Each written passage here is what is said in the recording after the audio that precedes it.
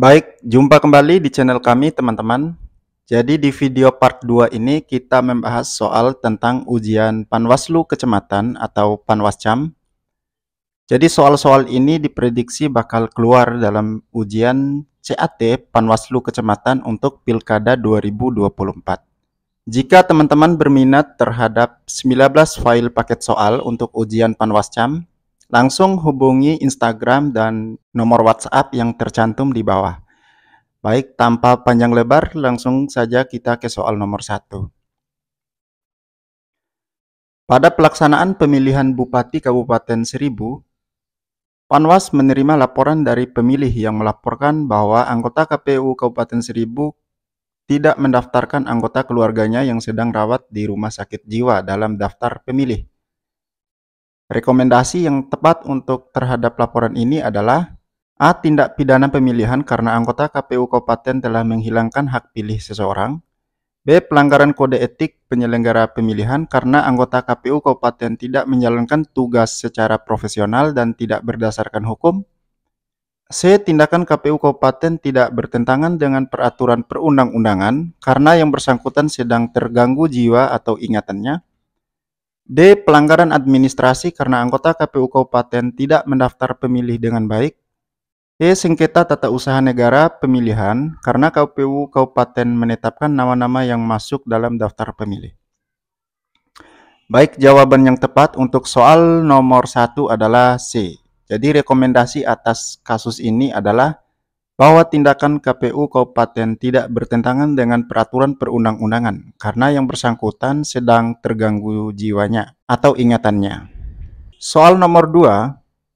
Lembaga yang berwenang memutuskan dugaan tindak pidana pemilihan adalah A. Pengadilan Negeri, B. Pengadilan Tinggi Tata Usaha Negara, C. Sentra Gakumdu, D. Mahkamah Agung, E. Bawaslu. Baik, jawaban yang tepat untuk soal nomor 2 adalah A. Bahwa lembaga yang berwenang memutuskan dugaan tindak pidana pemilihan adalah Pengadilan Negeri. Jadi Sentra Gakumdu di sini teman-teman, walaupun terdiri dari Bawaslu, Kepolisian, dan Kejaksaan, akan tetapi mereka hanya memastikan bahwa kasus dugaan tindak pidana pemilu atau pemilihan tersebut memenuhi unsur untuk diteruskan ke Pengadilan Negeri. Soal nomor 3, Sentra Penegakan Hukum Terpadu atau Gakumdu adalah pusat aktivitas penegakan hukum tindak pidana pemilu atau pemilihan yang terdiri dari lembaga-lembaga berikut, kecuali A. Bawaslu, B. Kepolisian Negara Republik Indonesia, C. Kejaksaan Agung Republik Indonesia, D. Kejaksaan Tinggi KPU. Baik, jawaban yang tepat untuk soal nomor 3 adalah E. Yang tidak termasuk dalam lembaga Sentra Gakumdu adalah Komisi Pemilihan Umum. Soal nomor 4. Tujuan pembentukan Sentra Penegakan Hukum Terpadu adalah A. Mengawasi pelaksanaan putusan pengadilan terhadap dugaan tindak pidana pemilu atau pemilihan. B. Menyamakan pemahaman dan pola penanganan tindak pidana pemilu atau pemilihan. C. Melakukan kajian terhadap laporan dugaan tindak pidana pemilu atau pemilihan. D. Menerima laporan dugaan tindak pidana pemilu atau pemilihan. E. Memutuskan dugaan tindak pidana pemilu atau pemilihan. Baik, jawaban yang tepat untuk soal nomor 4 adalah B. Jadi tujuan pembentukan Sentra Penegakan Hukum Terpadu atau Gakumdu adalah menyamakan pemahaman dan pola penanganan tindak pidana pemilu atau pemilihan antara Bawaslu, Kepolisian, dan Kejaksaan. Soal nomor 5. Bawaslu Provinsi, Bawaslu Kabupaten Kota, Panwaslu Kecamatan, Pengawas Pemilu Lapangan, dan Pengawas Pemilu Luar Negeri menerima laporan pelanggaran pemilu pada setiap tahapan penyelenggaraan pemilu atau pemilihan. Laporan pelanggaran tersebut disampaikan dengan paling sedikit memuat hal-hal berikut, kecuali A. Nama dan alamat pelapor, B. Pihak terlapor, C. Waktu dan tempat kejadian perkara, D. Uraian kejadian, E. Saksi-saksi kunci.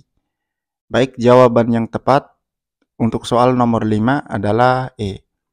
Bahwa laporan pelanggaran tersebut harus disampaikan paling sedikit memuat hal-hal berikut. Jadi kecuali saksi-saksi kunci. Soal nomor 6, seluruh tahapan pemilu merupakan objek pengawasan. Setiap penyimpangan harus diproses sesuai dengan aturan yang berlaku. Di antara penyimpangan berikut, manakah yang sangat mempengaruhi hasil pemilihan?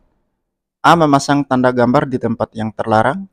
B. Memberikan keterangan tidak benar dalam proses pendaftaran.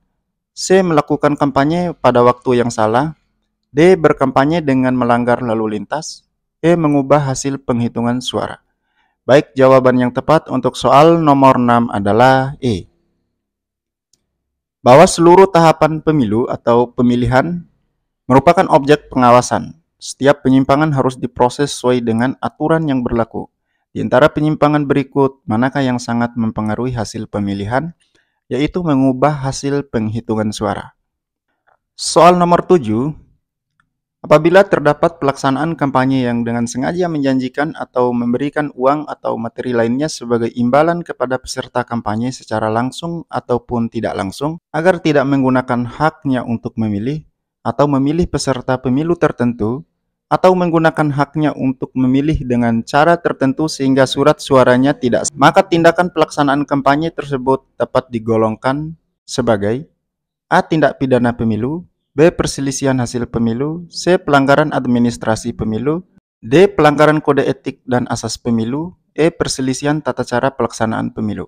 Baik, jawaban yang tepat untuk soal nomor 7 adalah A. Bahwa tindakan pelaksanaan kampanye tersebut dapat digolongkan sebagai tindak pidana pemilu. Soal nomor 8, salah satu peran strategis pengawas pemilu adalah A. Sebagai pengawal demokrasi dan memastikan pemilu berjalan sesuai dengan aturan yang ada. B. Mampu mencari pelanggaran yang dilakukan oleh KPU. C. Memastikan KPU tidak melakukan tindak pidana korupsi. D. Memastikan seluruh elemen masyarakat dapat berpartisipasi dalam pemilu. E. Membantu KPU dalam memastikan seluruh pemilih terdaftar dalam daftar pemilih tetap atau DPT. Baik, jawaban yang tepat untuk soal nomor 8 adalah A. Bahwa salah satu peran strategis pengawas pemilu atau pemilihan adalah sebagai pengawal demokrasi dan memastikan pemilu atau pemilihan berjalan sesuai dengan aturan perundang-undangan. Soal nomor 9, yang dimaksud dengan pelanggaran kode etik penyelenggara pemilihan adalah A. Pelanggaran terhadap aturan pemilihan yang bukan merupakan tindak pidana pemilihan. B. Pelanggaran terhadap sumpah dan atau janji sebelum menjalankan tugas sebagai penyelenggara pemilihan. C. Pelanggaran terhadap tata cara pemilihan. D. Pelanggaran atau kejahatan terhadap ketentuan pemilihan. E. Pelanggaran terhadap tata usaha negara bidang pemilihan. Baik, jawaban yang tepat untuk soal nomor 9 adalah B. Bahwa yang dimaksud dengan pelanggaran kode etik penyelenggara pemilihan adalah pelanggaran terhadap sumpah atau janji sebelum menjalankan tugas sebagai penyelenggara pemilihan. Soal nomor 10, Bawaslu Kabupaten Kota mengawasi pelaksanaan kampanye di tingkat kabupaten kota terhadap kemungkinan adanya kesengajaan atau kelalaian yang dilakukan oleh sehingga terjadi tindak pidana pemilu dan pelanggaran administratif yang mengakibatkan terganggunya kampanye pemilu. A. Anggota KPU Kabupaten. B. Sekretaris dan pegawai sekretariat KPU Kabupaten Kota.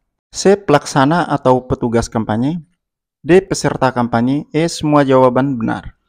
Baik, jawaban yang tepat untuk soal nomor 10 adalah E. Jadi semua jawaban A, B, C, dan D adalah benar. Soal nomor 11, fokus pengawasan dalam pelaksanaan tahapan pendaftaran pemilih yang paling tepat adalah A. Akurasi data penduduk. B. Pelibatan RT. C. Akurasi data pemilih. D. Pelibatan RW. E. Pelibatan tokoh masyarakat. Baik, jawaban yang tepat untuk soal nomor 11 adalah C. Bahwa fokus pengawasan dalam pelaksanaan tahapan pendaftaran pemilih yang paling tepat adalah akurasi data pemilih. Soal nomor 12, kewenangan melakukan koreksi terhadap putusan dan atau rekomendasi yang disampaikan kepada KPU adalah A. Bawaslu, B. Bawaslu Provinsi, C. Bawaslu Kabupaten Kota, D. DKPP, E. Mahkamah Konstitusi. Baik, jawaban yang tepat untuk soal nomor 12 adalah A. Bahwa kewenangan melakukan koreksi terhadap putusan dan atau rekomendasi yang disampaikan oleh KPU RI adalah Bawaslu RI. Soal nomor 13, pengawasan yang dilakukan oleh Bawaslu yang tidak selalu terkait langsung dengan tahapan adalah A. Pengawasan netralitas ASN, TNI, dan Polri. B. Pengawasan penyusunan daftar pemilih. C. Penentuan dapil. D. Penetapan bakal calon. E. Kampanye. Baik, jawaban yang tepat untuk soal nomor 13 adalah A. Bahwa pengawasan yang dilakukan oleh Badan Pengawas Pemilihan Umum yang tidak selalu terkait langsung dengan tahapan adalah pengawasan terhadap netralitas aparatur sipil negara, Tentara Nasional Indonesia, dan Kepolisian Republik Indonesia. Soal nomor 14. Penghitungan suara ulang dapat dilakukan jika terjadi peristiwa sebagai berikut. A. Penghitungan suara tidak dihadiri saksi. B. Ketidakkonsistenan KPPS dalam menentukan keabsahan surat suara. C. Penghitungan suara tidak dihadiri oleh PPL. D. Karena ada protes dalam penghitungan suara. E. Opsi B dan opsi C benar. Baik, jawaban yang tepat untuk soal nomor 14 adalah B. Bahwa penghitungan suara ulang dapat dilakukan jika terjadi peristiwa ketidakkonsistenan KPPS dalam menentukan keabsahan surat suara. Soal nomor 15. 1. Keterlibatan aparatur sipil negara dan TNI Polri. 2. Keikutsertaan pejabat negara yang telah mengajukan izin cuti kampanye. 3. Penggunaan program dan anggaran pemerintahan daerah untuk kegiatan kampanye. 4. Keterlibatan tokoh masyarakat dan ketua organisasi sosial. Jadi yang merupakan tindak pidana pemilihan adalah A. Poin 1 dan poin 2, B. Poin 2 dan poin 3, C. Poin 3 dan poin 4, D. Poin 1 dan poin 3, E. Poin 2 dan poin 4. Baik, jawaban yang tepat untuk soal nomor 15 adalah D. Bahwa yang merupakan tindak pidana pemilihan adalah poin 1, keterlibatan aparatur sipil negara dan TNI Polri, dan poin 3, penggunaan program dan anggaran pemerintah daerah untuk kegiatan kampanye. Ini anggaran negara dipakai untuk kegiatan kampanye. Itu tindak pidana pemilihan itu namanya. Soal nomor 16. Beberapa saat setelah pemungutan suara pemilu kada, terungkap bahwa tim kampanye pasangan calon menerima sejumlah dana yang tidak dicatat dalam laporan dana kampanye. Dan jumlahnya melampaui batas sumbangan minimal yang harus dicatatkan. Mengapa hal itu tidak dapat diproses sebagai tindak pidana pemilu kada? A. Karena kurangnya pengawasan terhadap dana kampanye. B. Kurangnya koordinasi antara KPU dan polisi. C. Karena adanya rekening dana kampanye tidak resmi. D. Karena adanya ketentuan mengenai batas waktu pelaporan pelanggaran pemilu kada. E. Karena kurangnya penegak hukum. Baik, jawaban yang tepat untuk soal nomor 16 adalah D. Karena adanya ketentuan mengenai batas waktu pelaporan pelanggaran pemilu kada. Soal nomor 17. Salah satu larangan kampanye yang dapat langsung diberikan peringatan tertulis untuk menghentikan kegiatan kampanye walaupun belum menimbulkan gangguan dan atau penghentian kegiatan kampanye di tempat terjadinya pelanggaran atau di seluruh daerah pemilihan setempat jika terjadi gangguan terhadap keamanan yang berpotensi menyebar ke daerah lain adalah A. Mengganggu keamanan, ketentraman, dan ketertiban umum. B. Menggunakan tempat ibadah, tempat pendidikan, dan melakukan pawai dengan berjalan kaki atau dengan kendaraan di jalan raya. C. Mengancam dan menganjurkan penggunaan kekerasan untuk mengambil alih kekuasaan dari pemerintah yang sah. D. Merusak atau menghilangkan alat peraga kampanye. E. Menggunakan fasilitas dan anggaran pemerintah dan pemerintah daerah. Baik, jawaban yang tepat untuk soal nomor 17 adalah B. Menggunakan tempat ibadah, tempat pendidikan, dan melakukan pawai dengan berjalan kaki atau dengan kendaraan di jalan raya. Soal nomor 18. Pasangan calon atau tim kampanye dapat dikatakan melakukan pelanggaran dan atau dikenai sanksi pembatalan jika A. Mengumpulkan massa dalam mempengaruhi pemilih. B. Menggunakan pengaruh tokoh masyarakat untuk mempengaruhi pemilih. C. Menjanjikan dan atau memberikan uang atau materi lainnya untuk mempengaruhi pemilih.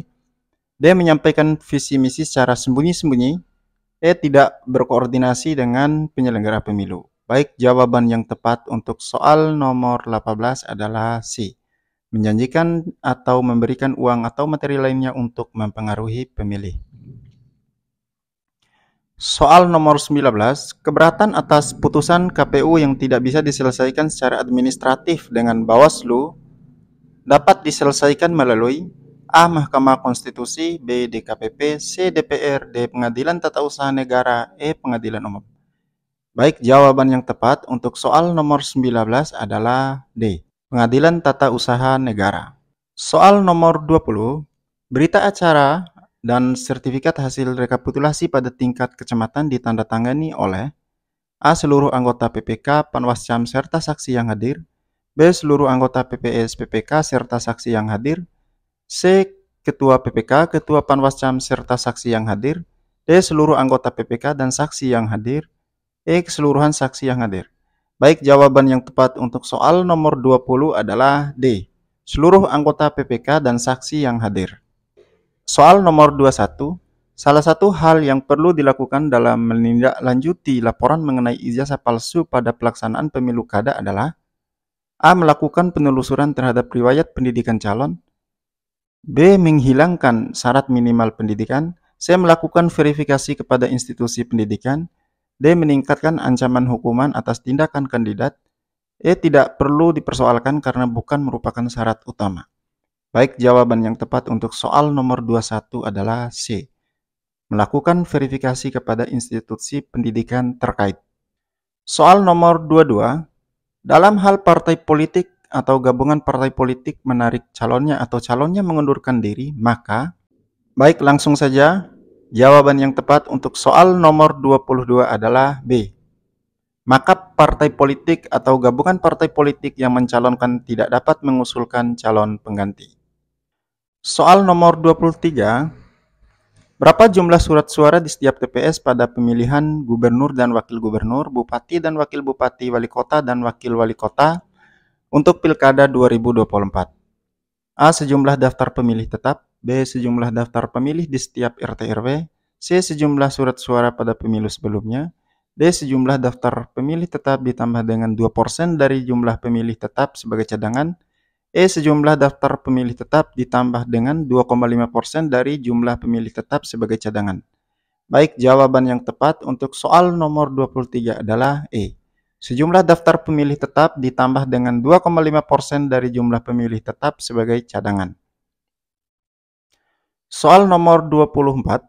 Apa saja yang termuat dalam surat suara pemilihan gubernur dan wakil gubernur, bupati dan wakil bupati, wali kota dan wakil wali kota pada Pilkada 2024?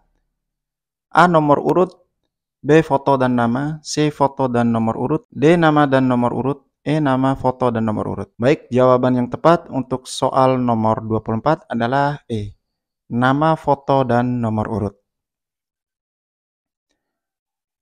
Soal nomor 25, di bawah ini merupakan kewajiban penyelenggara pemilu dalam melaksanakan asas kepastian hukum berdasarkan peraturan bersama antara KPU, Bawaslu, dan DKPP mengenai kode etik penyelenggara pemilu kecuali. Baik, langsung saja jawaban yang tepat untuk soal nomor 25 adalah B. Kecuali menjelaskan keputusan yang diambil berdasarkan peraturan perundang-undangan, tata tertib, dan prosedur yang ditetapkan.